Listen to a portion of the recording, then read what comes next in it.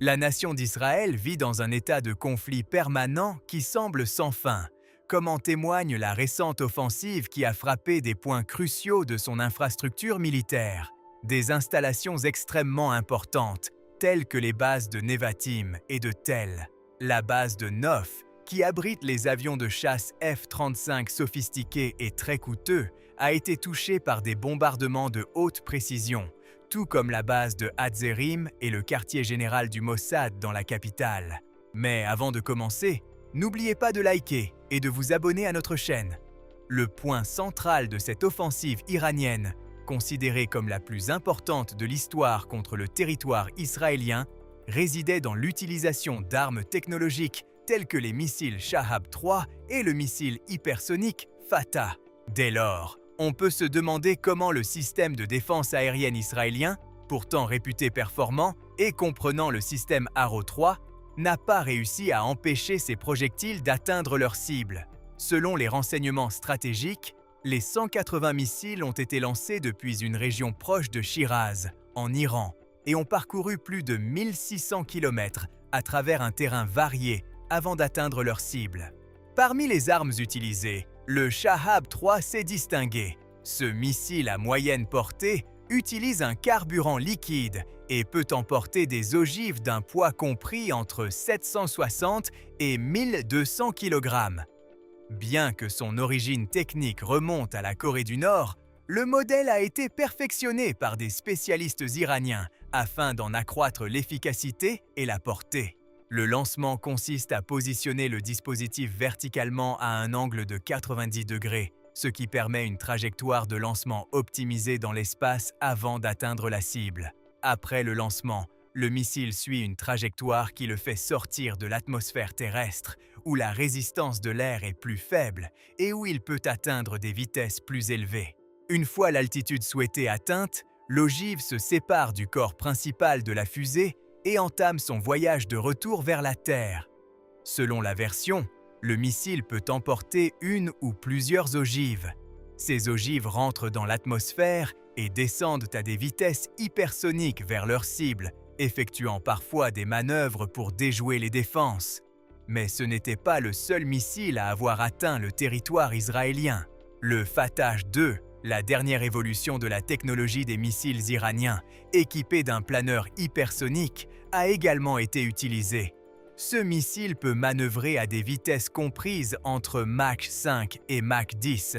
Bien que sa portée soit de 1500 km, sa capacité d'esquive le rend particulièrement dangereux. Ce qui distingue le Fatah 2 des autres missiles balistiques, c'est sa capacité à accélérer hors de l'atmosphère, puis à y rentrer, échappant ainsi à l'interception par le célèbre système de défense antimissile, le vaisseau spatial exo-atmosphérique israélien Arrow 3.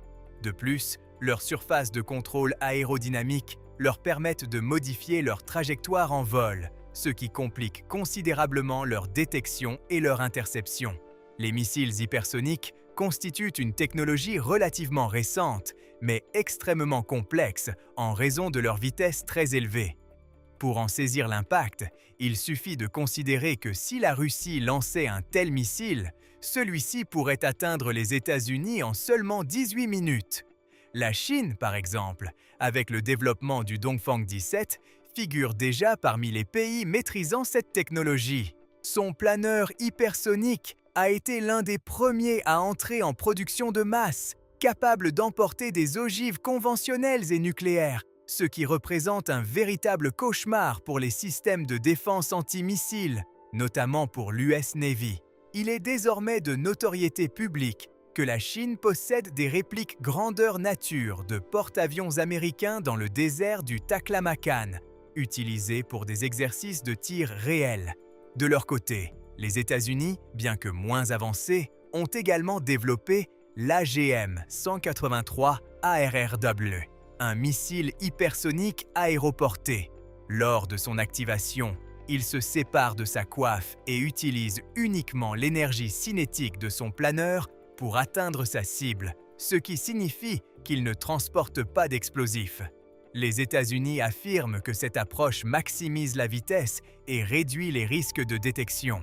Et bien sûr, il ne faut pas oublier la Russie, qui a également démontré ses capacités avec le redoutable Kinzhal, un missile hypersonique qui, selon certaines sources, a déjà été testé en Ukraine et atteint une vitesse impressionnante de Mach 10. Cela dit, pour qu'un missile soit considéré comme hypersonique, il doit répondre à 3 critères essentiels: une vitesse égale ou supérieure à Mach 5, une grande manœuvrabilité en vol et une précision extrême. Mais avant d'examiner comment les missiles iraniens ont réussi à contourner la défense aérienne israélienne, il est essentiel de comprendre le fonctionnement d'Arrow 3, le système de défense antimissile auquel Israël a placé sa confiance. Ce système se compose de 3 éléments clés: le lanceur de missiles, le radar Green Pine et le missile Arrow. Le lanceur est une structure imposante montée à l'arrière d'une remorque à 2 essieux et équipée de 6 tubes de lancement. Ces tubes contiennent des missiles prêts à être tirés en quelques secondes. À pleine charge, ce système pèse environ 35 tonnes. Le radar Green Pine assure la surveillance du système. Stratégiquement positionné, il scrute l'horizon à la recherche de menaces. Ce radar avancé détecte non seulement les missiles balistiques à longue distance, mais calcule également leur trajectoire et leur vitesse, fournissant des données essentielles au système de conduite de tir. Passons maintenant au missile Arrow 3. Ce missile fonctionne en 2 étapes. À la base, on trouve le propergol solide du moteur fusée. Ces moteurs utilisent un mélange soigneusement formulé de carburant et d'oxydant, appelé propergol solide. Cette substance, stockée dans une structure robuste, est responsable de la génération de l'énergie nécessaire pour propulser le missile au-delà de l'atmosphère terrestre. Au sommet de la fusée se trouve la chambre d'allumage. Lorsqu'elle est activée, elle déclenche une réaction chimique qui libère des gaz brûlants sous haute pression, propulsant le missile à des vitesses impressionnantes. Pour vous donner une idée, la chaleur générée est suffisante pour faire fondre l'acier, mais grâce à des matériaux de pointe et à des systèmes de refroidissement performants, le missile conserve son intégrité structurelle. À l'avant, on trouve le véhicule intercepteur, véritable cerveau de l'opération. Ce composant est divisé en 3 sections principales. Premièrement, le système de propulsion, équipé d'une tuyère à poussée vectorielle qui permet de corriger la trajectoire du missile en vol, assurant ainsi la manœuvrabilité nécessaire pour intercepter des cibles se déplaçant à des vitesses hypersoniques. Deuxièmement, l'ogive. Contrairement à ce que l'on pourrait imaginer, l'Arrow 3 n'utilise pas d'ogive explosive conventionnelle. Elle emploie plutôt la méthode d'impact cinétique, c'est-à-dire qu'elle détruit la cible par une collision directe à très grande vitesse.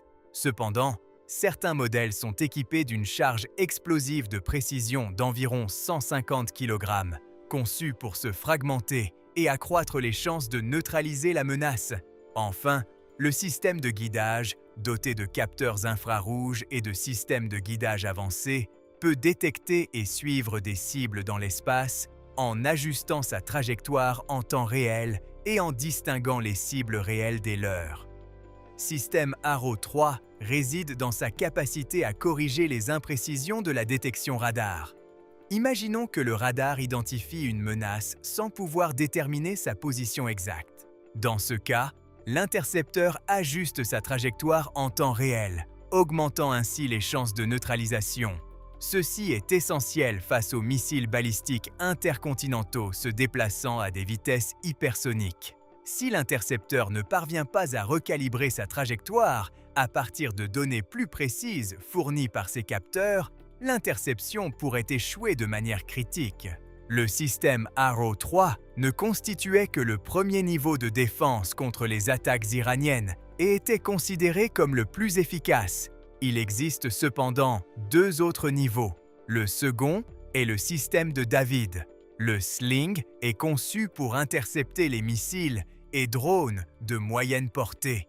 Le troisième est le dôme de fer, célèbre pour avoir intercepté la plupart des roquettes de courte portée lancées contre Israël, d'une portée d'environ 65 km. Malgré cette technologie de pointe, Les missiles iraniens sont parvenus à pénétrer tous ces niveaux de défense. Comment est-ce possible? Selon les rapports, l'Iran a lancé 180 missiles balistiques, dont certains possiblement hypersoniques, d'après les gardiens de la révolution iranien. Bien que le système Arrow en ait intercepté un grand nombre avant qu'il n'atteigne l'espace aérien israélien, plusieurs ont réussi à s'échapper. Le principal problème réside dans la nature des planeurs sous-marins, tels que ceux utilisés par les missiles Fatah 2. Après leur séparation du lanceur, ces planeurs peuvent effectuer des manœuvres imprévisibles, modifiant leur trajectoire à plusieurs reprises en vol. Cette capacité perturbe les systèmes radars et les intercepteurs, conçus pour gérer des trajectoires plus prévisibles. Les technologies de David, les missiles Sling et Iron Dome, se sont révélées inefficaces face à la grande manœuvrabilité et à la vitesse des missiles hypersoniques. Cette limitation technique a empêché leur neutralisation, permettant à plusieurs d'entre eux d'atteindre des complexes militaires stratégiques abritant des avions F-35 d'une valeur unitaire supérieure à 100 millions de dollars. Au-delà des dégâts matériels, l'impact financier d'une seule journée de combat de cette ampleur est alarmant. Alors que le gouvernement iranien a investi environ 200 millions de dollars pour mener l'attaque à l'aide de drones et de missiles balistiques, la riposte défensive des forces israéliennes a nécessité un montant avoisinant le milliard de dollars. Cet écart s'explique par le coût élevé des systèmes d'interception.